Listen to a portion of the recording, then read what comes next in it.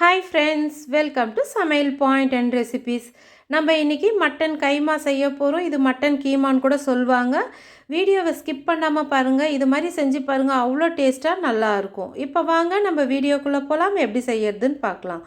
ஒரு குக்கரில் எண்ணெய் ஊற்றிடுங்க. காயிட்டோன்னு 2 பட்டை 2 லவங்கம் சேர்த்துடுங்க. பொரியிட்டோம். ஒரு 5லேருந்து 6 வெங்காயம் சேர்த்து நல்லா வதக்கிடலாம். பொடியாக அரிஞ்சு சேர்த்து வதக்கிடுங்க. நல்லா கோல்டன் ப்ரௌன் வர அளவுக்கு வதக்கணும். அப்போ தான் கிரேவி வந்து நம்மளுக்கு ருசியாக இருக்கும். இப்போ பாருங்கள், நல்லா கோல்டன் ப்ரௌன் வரப்போகுது. இப்போ நல்லா வதங்கி வந்துடுச்சு. இப்போ இதில் 2 டீஸ்பூன் அளவுக்கு இஞ்சி பூண்டு பேஸ்ட்டு சேர்த்து வதக்கிடலாம். வதக்கிட்டு தேவையான அளவு உப்பு சேர்த்து வதக்கிடுங்க. இப்போ எல்லாம் நல்லா வதங்கிடுச்சு. இப்போ இதில் 2 தக்காளியை பொடியாக அரிஞ்சு சேர்த்து வதக்கிடலாம். ஒரு கைப்பிடி அளவுக்கு கோஸ் பொடியாக அரிஞ்சு சேர்த்து வதக்குங்க. இது மாதிரி கோஸ் சேர்த்து செஞ்சோம்னா கிரேவியும் நம்மளுக்கு நிறைய கிடைக்கும். வெங்காயம் நிறைய போட்டோம்னா ருசியாக தித்திப்பாக இருக்கும். கோஸ் சேர்த்தோம்னாக்கா தித்திப்பு நம்மளுக்கு கம்மியாக இருக்கும், கிரேவியும் நல்லாயிருக்கும். இது மாதிரி கடையில் சொல்லி நம்ம பொடியாக கொந்தி வாங்கிக்கின்னு வந்துடணும் கறியை.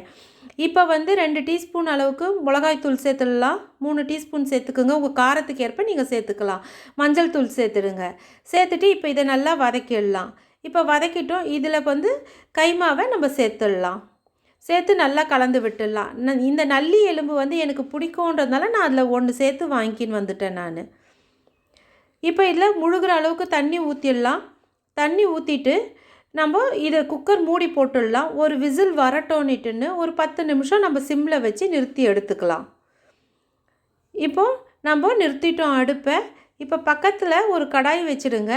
அதில் எண்ணெயை ஊற்றிடலாம். ஒரு கைப்பிடி அளவுக்கு வெங்காயத்தை வந்து நம்ம கோல்டன் ப்ரௌனாக வறுத்து எடுத்துக்கலாம். இப்போ நல்லா பொரிஞ்சு வந்துடுச்சு. இப்போ இதை ஒரு தட்டில் எடுத்துடலாம். நம்ம வந்து கைமா கடையில் கேட்டு வாங்க சொல்ல கறியிலேயே நம்ம கொந்தி கேட்டு வாங்கினீங்கன்னா போன்லெஸ் கறியில் ரொம்ப டேஸ்ட்டாக நல்லாயிருக்கும். இப்போ பாருங்கள், நம்மளுக்கு நல்லா வெந்து வந்துடுச்சு பாருங்கள் கறி. இப்போ நல்லா வெந்துடுச்சு.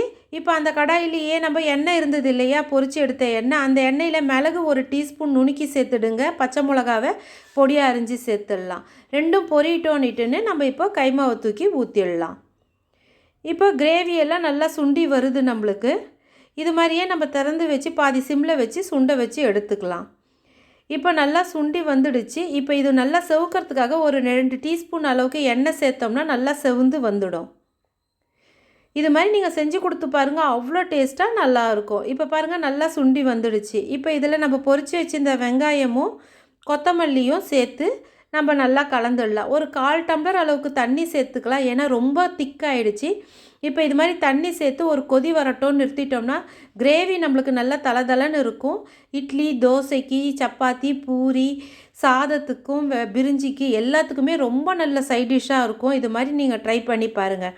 ட்ரை பண்ணிவிட்டு எனக்கு கமெண்ட்டில் சொல்லுங்கள் எப்படி வந்ததுன்னு. இன்னொரு வீடியோவில் உங்களை சந்திக்கும் வரை உங்களிடமிருந்து விடை பெறுவது சங்கீதா.